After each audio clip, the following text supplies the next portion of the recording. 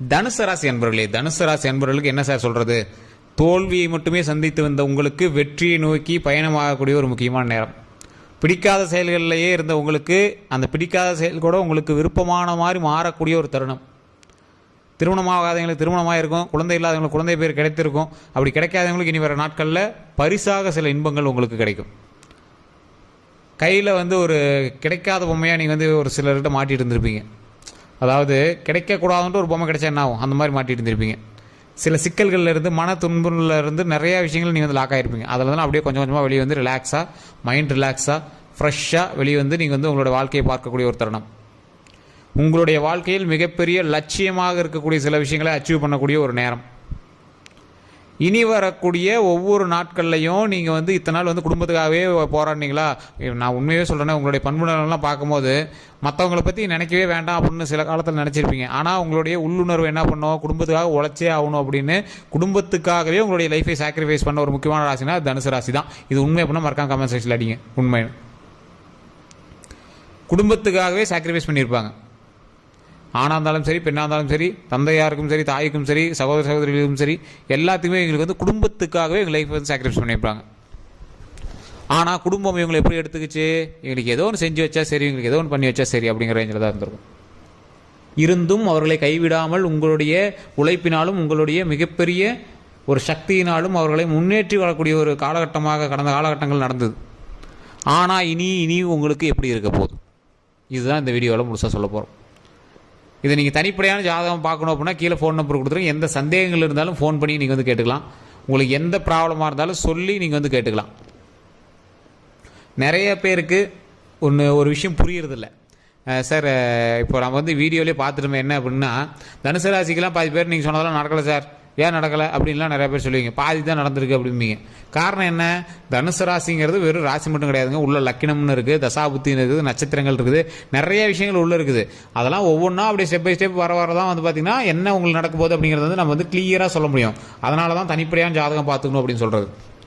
நிறைய பேருக்கு இன்னொரு விஷயமும் தெரியறதில்ல. தனிப்படையான ஜாதகம் பார்த்து சார் நல்லா தான் இருக்குது, ஆனால் ஏன் கொஞ்சம் அது இதுன்னு பண்ணுதுன்னு தெரியல அப்படின்னா, உங்களுடைய கூட இருக்கிறவங்களோட ஜாதகத்தை பார்க்கணும். உங்களுக்கு குழந்தை பிறந்திருக்கா, குழந்தையோட ஜாதகத்தை பாருங்கள். கல்யாணம் ஆயிருக்கா, திருமணமானவங்க உங்களோட மனைவியோட ஜாதகத்தை பாருங்கள். சார், உங்களுடைய ஃபேமிலியில் ஒருத்தருக்கு குழந்தை பிறந்தா கூட உங்களுடைய ஜாதகத்தை ஒரு டைம் நீங்கள் போய் பார்க்கணும், தெரியுமா? அந்த குழந்தையினுடைய ஜாதகத்தையும் பார்க்கணும், உங்களுடைய ஜாதகத்தையும் பார்க்கணும். அந்த அளவுக்கு இருக்குது. உங்களுடைய சகோதர சகோதரி குழந்தை பிறந்தாலும் சரி, யாருக்கு குழந்தை பிறந்தாலும் சரி, அதனுடைய தாக்கம் உங்களுடைய ஜாதகத்தில் ஈடுபடுறதுக்கான வாய்ப்புகள் இருக்குது.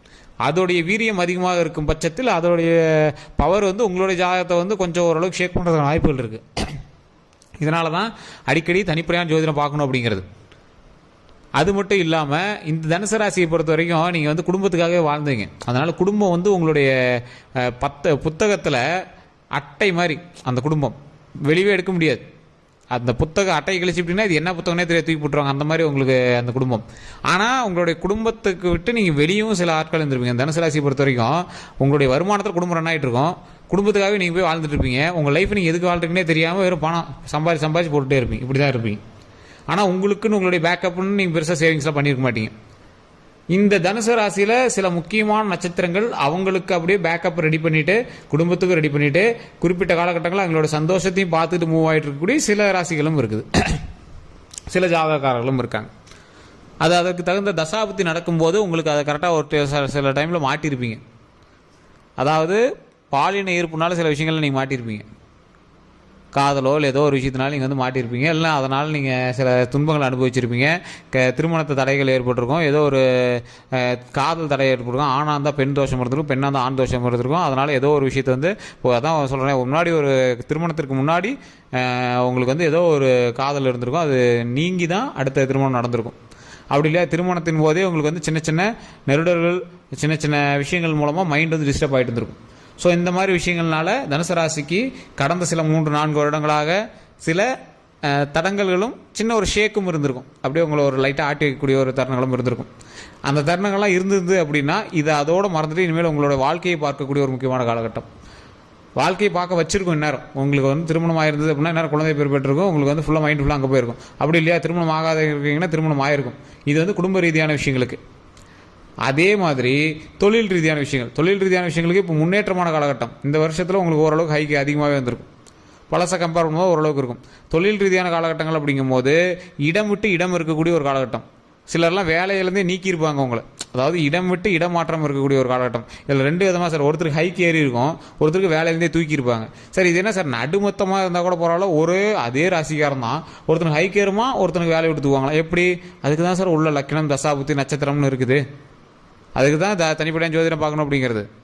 அப்படி இருக்கும் பட்சத்தில் உங்களுக்கு ஓரளவுக்கு இடமாற்றம் இருக்குது அப்படின்னா, உங்களுக்கு ஒன்றே வீட்டிலேருந்து ஒர்க் ஃப்ரம் ஹோமு அப்படி இல்லைனா வீட்லேயே இருக்கிற மாதிரி ஏதாவது இருக்குது அப்படின்னா, எல்லாம் வீட்டிலேருந்தே தொழில் செய்யக்கூடிய ஒரு தருணம், அப்படியும் இல்லையா நீங்கள் ஏதோ ஒரு தொழில் ஆரம்பிக்கக்கூடிய ஒரு நேரம், அதே மாதிரி உங்களுடைய ஒரு கம்பெனிலேருந்து இன்னொரு கம்பெனிக்கு நீங்கள் மாறக்கூடிய ஒரு நேரம், இந்த மாதிரி நிறையா விஷயங்கள்னால உங்களுக்கு நிறைய மாற்றங்கள் மூலமாக உங்களுடைய வாழ்க்கை அடுத்தடுத்த ஸ்டெப்புக்கு போயிட்டு வந்திருக்கும். மிகப்பெரிய லாபம்லாம் உங்களுக்கு இருக்கா அப்படின்னு சொல்ல முடியாது. ஓரளவுக்கு அப்படியே மைல்டாக போயிருப்பீங்க. வாகனம் வாங்கணும்னு ஆசைப்படுறீங்க, வாகனம் வாங்குவீங்க. லேண்டு வாங்கணும்னு ஆசைப்படுறீங்க, லேண்டு வாங்குவீங்க. அதே மாதிரி இப்போ இந்த காலகட்டத்தில் வீடு கரையம் பண்ணணும்னு நினைக்கிறீங்க, வீடு கரையம் பண்ணுவீங்க. இந்த ராசியினரை பொறுத்தவரைக்கும் எப்படி தெரியுமா, இவங்க ஒரு திருமணம் ஆணையங்களாக இருக்காங்க, இல்லை திருமணத்துக்கு ரெடி ஆகிறாங்க அப்படின்னா, இவங்க போகிறதுக்கு முன்னாடி அங்கெல்லாம் ரெடியாக இருக்கணும். அந்த மாதிரி ஒரு திருமணமே நடக்குது அப்படின்னா முன்னாடி வீடு கட்டியிருந்துருக்கணும், நிலம் வாங்கியிருந்துருக்கணும், கார் வாங்கியிருந்துருக்கணும். அதே மாதிரி அவங்களுக்கு தேவையான சொத்துக்கள் எல்லாமே முன்னாடி ரெடி பண்ணி வச்சுருந்துருக்கணும். அதே மாதிரி அவங்க வீடு இவங்களுக்கு கம்ஃபர்டபுளாகிற மாதிரி ரெடியாக இருக்கணும். இந்த மாதிரி விஷயங்கள் எல்லாமே இவங்க எதிர்பார்க்கக்கூடியவங்க. அந்த மாதிரி அமைச்சிட்டு தான் இவங்க போவாங்க. மிகப்பெரிய சக்திகள் வாய்ந்த சில முக்கியமான ராசிக்காரர்கள் கூட தயங்கக்கூடிய விஷயங்களை இந்த தனுசு ராசிக்காரர்கள் முன்னாடி போய் நின்று செய்வாங்க.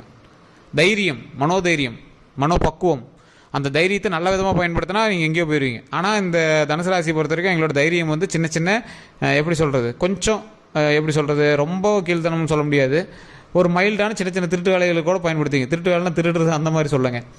ஒரு எப்படி சொல்கிறது, இதெல்லாம் ஒரு பெரிய விஷயம்லாம் கிடையாது, இதுக்கு போய் பயன்படுத்தணும் அப்படிங்கிற விஷயத்தில் நீங்கள் மூளையை உபயோகிப்பீங்க.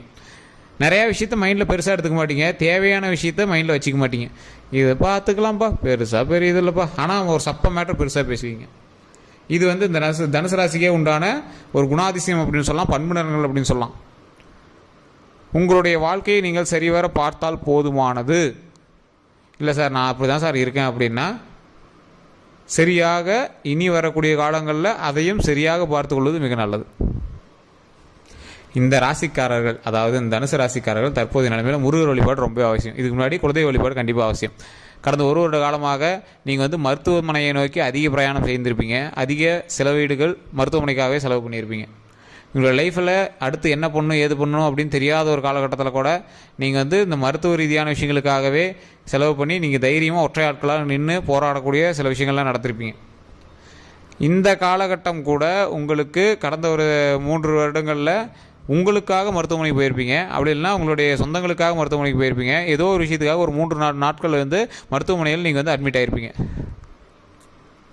பெரிய லாஸ் உங்களுக்கு எதுவும் நடந்திருக்காது, ஆனால் மருத்துவ ரீதியான செலவுகளும் உங்களுக்கு அதிகமாக நடந்திருக்கும். இப்போவே நீங்கள் உடல் ரீதியான விஷயங்களில் கொஞ்சம் கவனமாக தான் இருக்கணும். உடல் ரீதியாக எந்த ஒரு உபாதைகள் ஏற்பட்டாலும் உடனே டாக்டர் பார்த்தணுமே தவிர ஜோதிடத்தை நம்பிட்டு இருக்கக்கூடாது.